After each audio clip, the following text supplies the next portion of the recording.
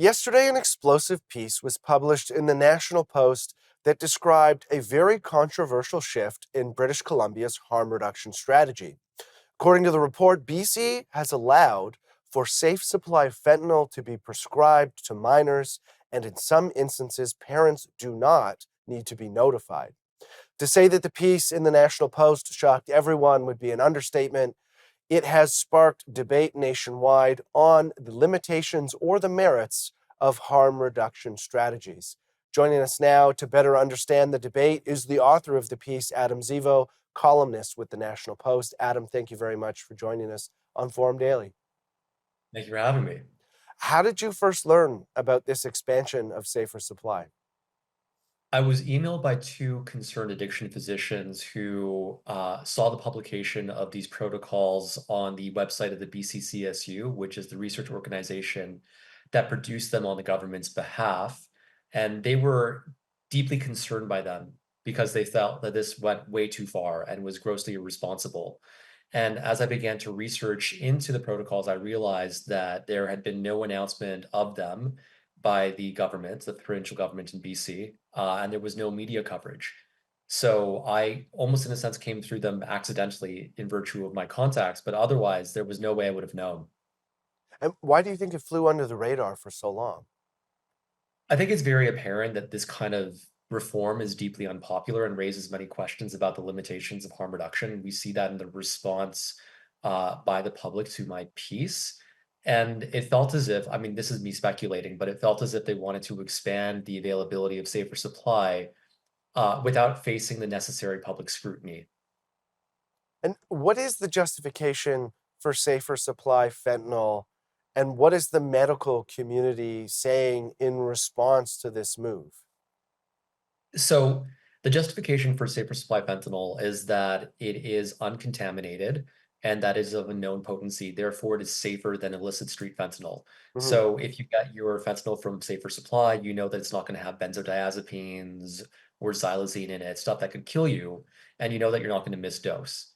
So for addiction physicians, they can see there being some value in safer supply fentanyl if administered in a highly controlled way where it is used as a temporary intervention Mhm. under supervision to help people transition to addiction treatment.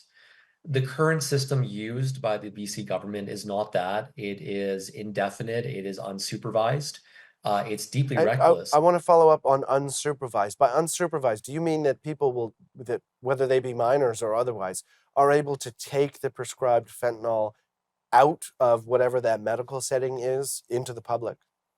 Yes, so they can get as many fentanyl pills as they want, and there's no accountability to ensure that the pills will be used as intended and won't be resold on the street. And why would they not have a system that requires a doctor supervision for consumption? That would one would assume that that would solve a lot of the issue of where the pills end up after the fact. Two reasons. One reason that there's a lack of capacity. It's very expensive to build out supervised consumption capacity, and the provincial government doesn't seem to want to invest that money. And second piece is that harm reduction activists are really committed to the idea of lowering barriers, which in some instances can make sense, but in this case, the trade-off is not warranted. They want to make it as easy as possible for safer supply clients to use their drugs, but in the process, they're making it incredibly easy for these drugs to be resold on the street. We have about a minute and a half here before we go to break. I'd like for you to elaborate on some of the responses you got from addiction specialists and the medical community in response to your piece. They felt that though safer supply fentanyl could be useful in some limited instances, the model that was being proposed and implemented by the BC government was grossly irresponsible. There was obviously no evidence backing it. The protocols themselves acknowledge that there's no evidence showing that it is beneficial or safe, and they were astounded by the fact that this was made to available to minors with almost no special controls in place, no safeguarding. What are the safeguards? How does this process work for a minor in BC whom would be accessing safer supply fentanyl? Well, I mean, essentially, the clinician just has to believe that they're addicted. They don't even need a formal diagnosis of having a use disorder and that they could benefit from safer supply. The only additional provision relative to an adult is that there's a two prescriber approval system where one prescriber takes the intake chart and then the other prescriber has to approve the prescription. But addiction physicians have said that this is deeply inadequate and they can't imagine any scenario where two prescribers working in the same clinic would meaningfully challenge each other's prescribing decisions. Adam, before the break, you were talking about the safeguards in place, specifically for minors and to prescribers. But to many, that would sound essentially like the honor system, in terms of not having a confirmed diagnosis of a use disorder and the ability to take those pills outside of a medical setting. What happens to those pills, or do we know what happens to those pills in these instances where they're taken out of those medical settings? We don't know what happens to the pills, but it seems likely that they're being resold on the streets. We see that the current model of safer supply, where they give out hydromorphone pills, which is as powerful as heroin, Mm-hmm. is not working because people are reselling on the street because they don't like it. It's not strong enough. Now, some have argued that when you give out fentanyl pills, there's less motivation to divert because fentanyl pills are stronger than hydromorphone pills. The problem is that these fentanyl pills are not as strong as one would imagine. I did a conversion for the morphine equivalent strength, and they're about 2.5 times stronger than an 8 milligram hydromorphone pill. So they are significantly stronger than we're. Considerable. Yeah, And considerably. I mean, 2.5 times stronger is much stronger. yeah. But with hydromorphone pills, we're giving people 30 to 50 a day, and that's still not enough for them, right? So these pills are strong enough that a single pill could, kill a teenager who uses them. Mm-hmm. Uh, but it doesn't seem like it'll be strong enough to actively disincentivize diversion. So it's in that uncomfortable middle. Yeah, and on that note of lives, because there are obviously lives at stake, a Liberal member of Parliament tweeted in response to your piece saying, "Do you know where kids struggling with addiction go if they can't get safer supply? They go to drug dealers." What do you make of that argument? I think it's atrocious. So I have dealt with so many parents over the past year who have children who are addicted to drugs, and all of them are trying their best to get their kids off of drugs. Mm-hmm. And they don't want their kids on safe drugs; they want their kids on no drugs. And so, if you are a parent and you are doing your best to keep your kid away from fentanyl and heroin, and then the government comes in and gives them free fentanyl and heroin, that's a disaster.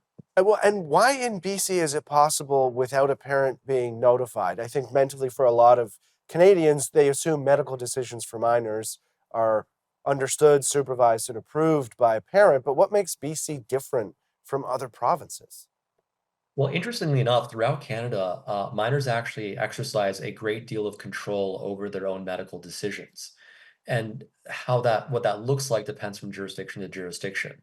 So in many provinces, there's a minimum age of 14 or 16 years old where you can start making your own medical choices.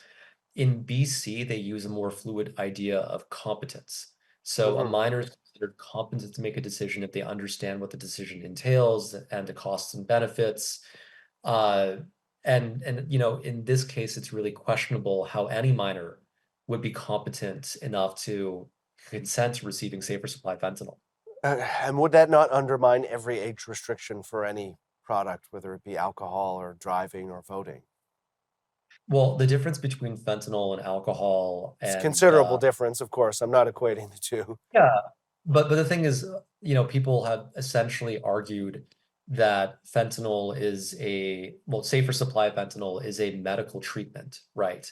And so by framing it as a medical treatment, they've given youth the capacity to unilaterally consent to receiving it, regardless if parents agree.